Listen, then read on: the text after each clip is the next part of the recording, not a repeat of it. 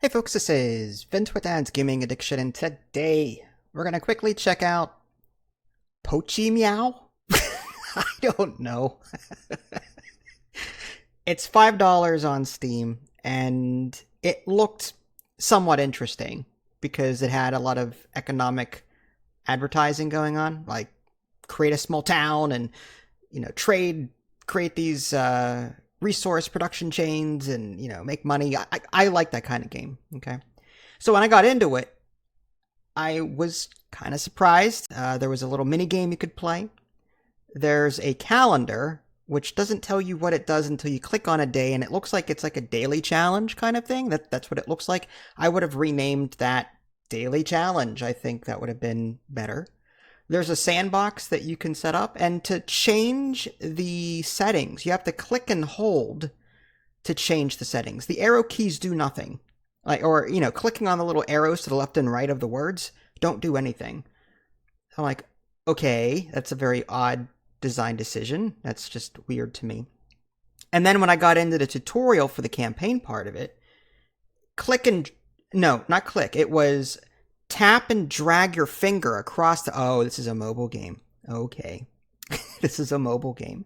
And they've ported it to PC because even the tutorial messages reference using your finger and, dragging your finger along anyway. So what is this game about? Well, you're going to be creating roads. You start off with this town center, and then you create these roads.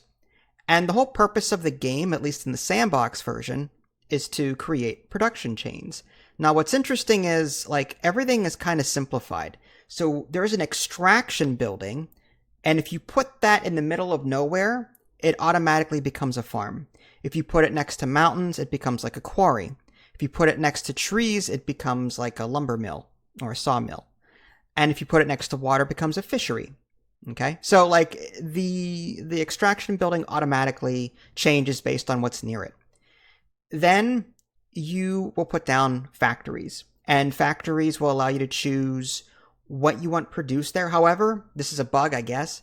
If you create 2 or 3 factories at a time, and then you click on one of them to change the production or to set the production, it changes them for all 3 of them. So if you're trying to multitask and create different production chains, you can't do that. You have to set one up individually and then move on to the next one. Otherwise, all of your factories will be the same thing.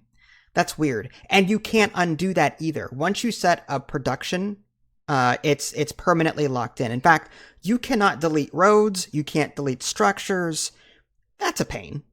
And as far as the contracts are concerned, you go into the economics menu and look at the contracts, you can't see what your inventory is while you're looking at the contracts, deliver so many things within a certain time limit. But I can't see my inventory I have to back out, go into the inventory section and go back into contract. It's annoying.